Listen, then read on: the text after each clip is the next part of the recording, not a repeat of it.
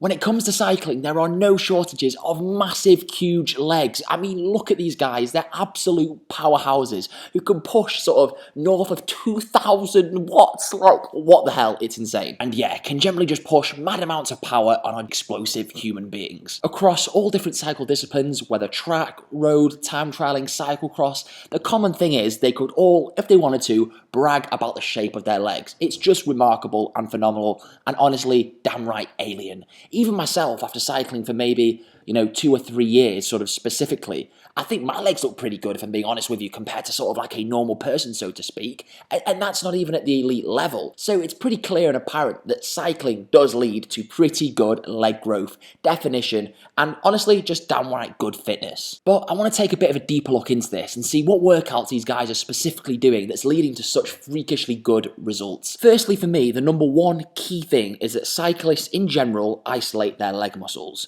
Yes, they're going to train other areas around this, but predominantly it is all in the legs. If you take a look at sprinters though, they're going to be the biggest athletes, so to speak, with them focusing a lot on explosive gym work around their core key bike intervals, and often could actually be mistaken for top-notch bodybuilders and powerlifters. For example, Robert Fosterman, the absolute German machine, is the epitome of this, with his legs measuring a staggering 30 inches. This is legitimately bigger than most people's waists. Like, what the actual hell? It's just, I don't even know what to say. And he has a recorded squat of 260 kilos. It's just mad. And on top of this, a lot of the work on his bike is very short and sharp and sweet, which will often really help facilitate that sort of mass amount of muscle growth, especially when complemented with all the gym work.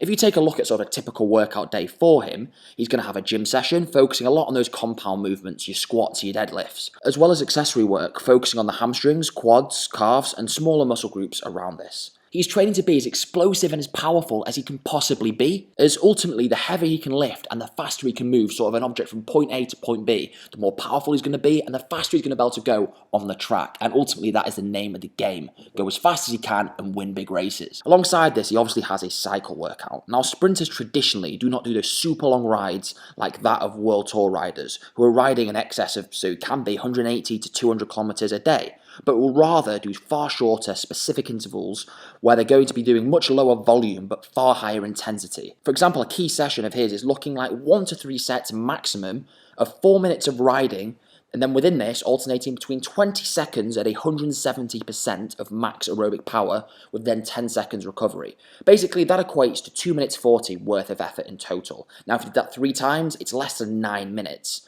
But this is at a very, very, very, very, very high effort. And this is why, traditionally, sprinters will be so much bigger than the endurance riders. And it's all about the power versus the aerobic engine, which in turn is obviously going to stimulate the muscles massively, and you're going to get loads of those muscle tears, which then in turn, when they heal, get bigger, and in turn you end up with big monster alien legs like Forsterman. That being said, the endurance athletes are still putting a lot of stimulus through their legs. It's just a different type. So for example, they're going to be doing much longer distances over a period of a day, consuming far fewer calories, which therefore in turn means they don't have that sort of bulk and Hulk-like size as the track riders. The best way to think about it is almost like the track riders being that sort of classic physique, and then the sort of longer endurance riders, World Tour riders that you'll see riding the Tour de France, being more that sort of men's physique competitor, if you wanted to call it that. All in all though, I think it's fair to say that cycling provides a lot of benefits to your legs and can actually provide a far greater stimulus than I think a lot of people do realise. If you've enjoyed this video, drop it a thumbs up, subscribe to the channel, that would be greatly appreciated because we've got some juicy, juicy, juicy content coming your way over the next few days. Cheers.